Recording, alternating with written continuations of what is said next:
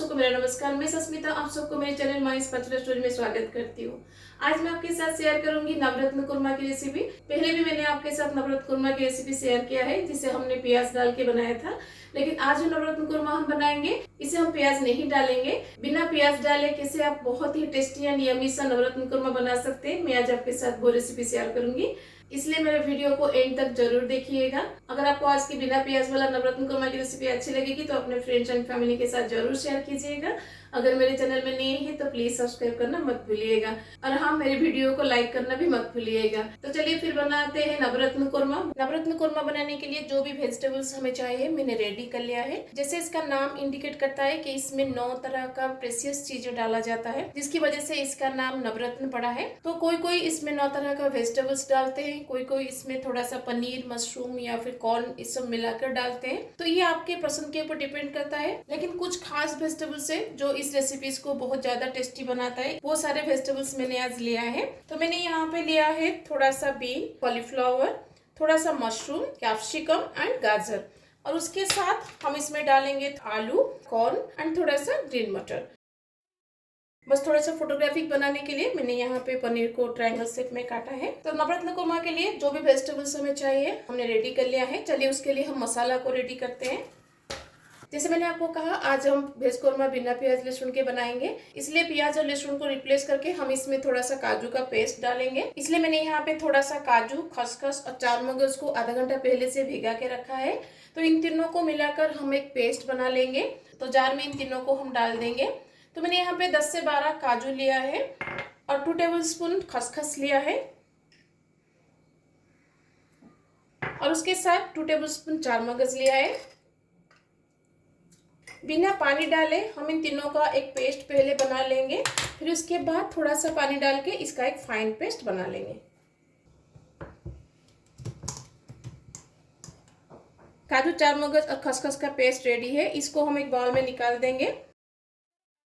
Jar को धो के उसका पानी भी हम इसमें डाल देंगे। इसको वेस्ट नहीं करेंगे, क्योंकि जब हम बिना प्याज लहसुन के बनाते हैं तो यही मसाला इसका मेन इंग्रेडिएंट होता है। वैसे भी ये तीनों बहुत ही कॉस्टली होते हैं, इन तीनों को वेस्ट करने को मन नहीं करेगा। तो हमारा काजू का पेस्ट रेडी है। चलिए दूसरे मसाले को हम रेडी करते हैं। वही सेम जार में हम दूसरे मसाले को भी रेडी कर लेंगे। वेज कुरमा के लिए हम जो दूसरा मसाला बनाएंगे, इसके लिए मैंने यहाँ पे लिया है थोड़ा सा धनिया पत्ता, 1.5 इंच अदरक, मैंने यहाँ पे 4 से 5 ग्रीन चिली लिया है। ये ज़्यादा तीखा नहीं है, इसलिए मैंने थोड़ा ज़्यादा लिया है। अगर आपका ग्रीन चिली तीखा है तो थोड़ा कम डालिएगा। इन तीनों के साथ हम इसमें डाल देंगे 1 टीस्पून जीरा। अब इसमें हम थोड़ा सा पानी डाल के इसका एक फाइन पेस्ट बनाएंगे। अब इसको हम एक बाउल में निकाल देंगे। कुरमा के लिए सेकेंड मसाला भी हमारा रेडी है। कुरमा में सारे मसाले पाउडर को हम दही में ऐड करके उसका स्लरी बनाएंगे। चलिए उसको रेडी कर लेते हैं। मैंने बहुत बार आपको कहा है, दही जब भी आप मसाले में यूज करें डायरेक्टली दही को ऐड मत करिएगा। इधर इसको थोड़ा सा फेंट के इसका स्मूथ पेस्ट बना लीजिएगा, नहीं तो इसमें सारे पाउडर मसाले डाल के इसका एक स्लरी बना लीजिएगा, उसके बाद दही को यूज करिएगा। तो यहाँ पे हम दही का स्लरी बनाएंगे। और जब भी आप दही कुरमा के लिए यूज करते हैं तो दही हमेशा फ्रेश होना चाहिए, दही बिल्कुल भी खट्टा नहीं होना चाहिए। तो दही में अब हम डाल देंगे थोड़ा सा हल्दी, और उसके साथ हम इसमें डाल देंगे थोड़ा सा रेड चिली पाउडर। तो यहाँ पे रेड चिली पाउडर एंड हल्दी पाउडर मैंने थोड़ा कम यूज किया है, क्योंकि कुरमा का जो कलर होता है वो बहुत लाइट कलर होता है। और उसके साथ हम इसमें डाल देंगे थोड़ा सा जीरा पाउडर, और उसके साथ मैंने यहाँ पे लिया है थोड़ा सा सौंफ पाउडर। इन सबको हम अच्छे से मिक्स कर देंगे। जो भी मसाले हमारे वेज कुरमा के लिए चाहिए हमने रेडी कर लिया है। चलिए अब वेज कुरमा को बैठाते हैं। कुरमा बनाने के लिए हांडी में मैं लूंगी तेल। आप चाहे तो तेल और घी को मिक्स करके भी उससे बना सकते हैं। तेल गर्म हो जाए तो इसमें हम डाल देंगे 1 टीस्पून जीरा, 1 इंच दालचीनी, 4 से 5 लौंग, 4 छोटी इलायची, 1 बड़ी इलायची। दोनों इलायची को तोड़ के डालिएगा ताकि इसका फ्लेवर तेल में आ जाए। और इन सब के साथ हम इसमें डाल देंगे 2 तेजपत्ता। इन सबको तेल में हम 10 से 12 सेकंड के लिए सौते करेंगे ताकि इन सब का फ्लेवर तेल में आ जाए। अब इसमें हम डाल देंगे वेजिटेबल्स। जो वेजिटेबल ज्यादा टाइम लगता है कुक होने में, जैसे कि आलू एंड गाजर, उनको पहले हम डाल देंगे। इन दोनों वेजिटेबल को हम 3 से 4 मिनट के लिए कुक करेंगे ताकि ये दोनों 40 to 50% कुक हो जाए। मैं इसमें कवर लगा दूंगी ताकि ये दोनों वेजिटेबल थोड़ा जल्दी फ्राई हो जाए। आलू और गाजर को फ्राई करते हुए 3 से 4 मिनट हो गया है। अब इसमें हम दूसरे वेजिटेबल्स को डालेंगे। तो पहले इसमें मैं डाल दूंगी बीन्स, फूल गोभी और मशरूम। अब वेजिटेबल में हम डाल देंगे नमक अकॉर्डिंग टू टेस्ट। अब इसको कवर लगा के हम और 4 से 5 मिनट के लिए कुक करेंगे ताकि बाद में जो हमने वेजिटेबल अभी डाला है वो सारे वेजिटेबल हमारा 70 to 80% कुक हो जाए। जब तक ये वेजिटेबल्स कुक हो रहा है, चलिए हम पनीर को रेडी करते हैं। पनीर को फ्राई करने से पहले हम तेल में थोड़ा सा काजू को फ्राई कर लेंगे जो हम कुरमा में डालेंगे। तो काजू को मैंने यहाँ पे 2 पीस करके डाला है ताकि हर बाइट में हमें काजू खाने को मिले। तो काजू हमारा लाइट गोल्डन ब्राउन हो गया है। अब इसको हम निकाल देंगे और बाकी तेल में हम पनीर डाल देंगे।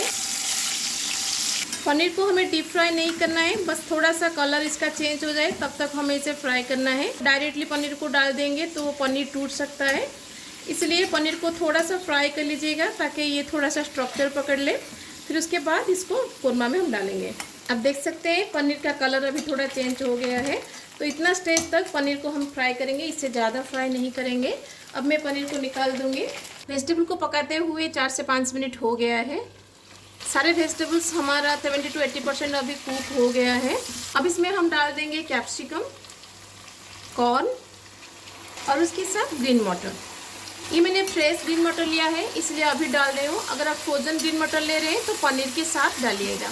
अब इसमें हम डाल देंगे अदरक, ग्रीन चिली और धनिया पत्ता का पेस्ट और उसके साथ दही का स्लरी।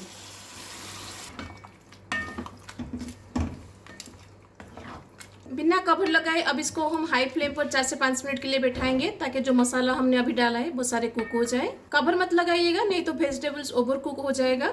मसाला डाल के पकाते हुए 4 से 5 मिनट हो गया है। अब इसमें हम काजू का पेस्ट डाल देंगे।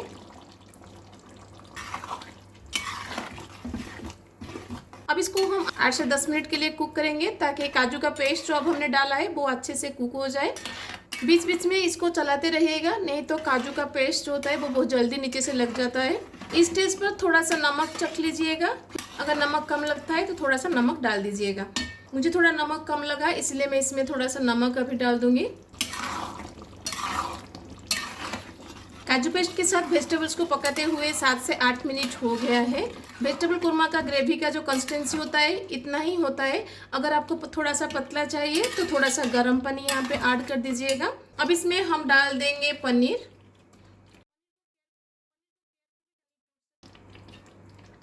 और उसके साथ काजू।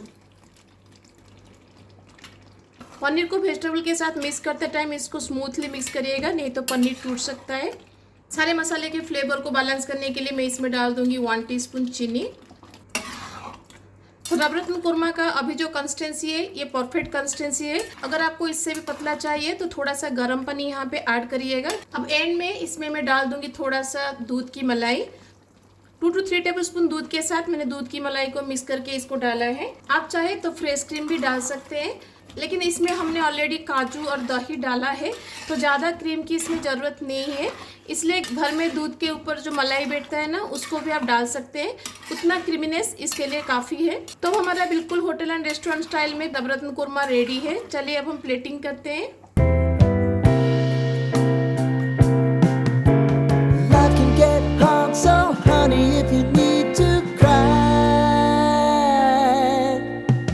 Come share my pillow and rain, rain, go away.